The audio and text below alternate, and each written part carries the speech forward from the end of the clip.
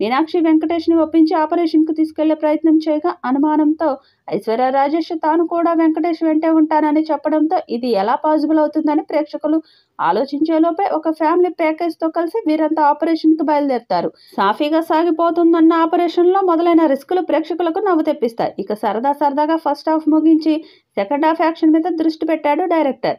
Action episode తర్వాత ఒక emotional ఎపిసోడ్తో సినిమాకి శుభం కార్డు వేశాడు. అయితే సెకండ్ పార్ట్కి లీడ్ అన్నట్టుగా జోరులో మరొక చిన్న మెలిక పెట్టాడు. ఇక సినిమా మొదలైనప్పటి నుంచి చివరి వరకు ఆద్యంతం ప్రేక్షకులను కడుపుబ్బా నవ్వించేలా సాగింది.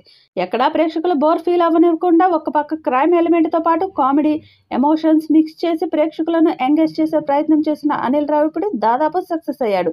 ఇక Anil Ravipudi mark comedy cinema అంతా బాగా వర్కౌట్ అయింది. ముఖ్యంగా ఫ్యామిలీస్ అంతా ఎంజాయ్ చేసేలా అనిల్ రాసుకున్న కామెడీ సెట్ అయింది. గతంలో ఘర్షణ సహా పలు సినిమాలలో పోలీస్ అధికారిగా కనిపించిన ఆయన ఈ సినిమాలో మాజీ పోలీస్ అధికారిగా ఆకట్టుకున్నాడు.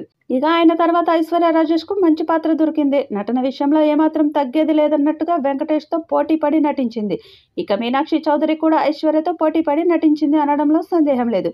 ఇక ఈ సినిమాలో ఆ తర్వాత అంతగా నటించదగ్గ స్కోప్ దొరికిన పాత్రలు వెంకటేష్ కొడుకు పాత్ర చేసిన బుడ్డోడు, వీటీవీ గణేష్తో పాటు యానిమల్ ఫేమ్ ఉపేంద్ర లిమాయోవి వీరు ప్రేక్షకులను కడుపుబ్బా నవ్వించారు. ఇక అవసరాల శ్రీనివాస్, సాయి కుమార్, పమ్మి సాయి, మురళీధర్ గౌడ్ వంటి వారు తమ పాత్రల పరిధి మేరకు నటించారు.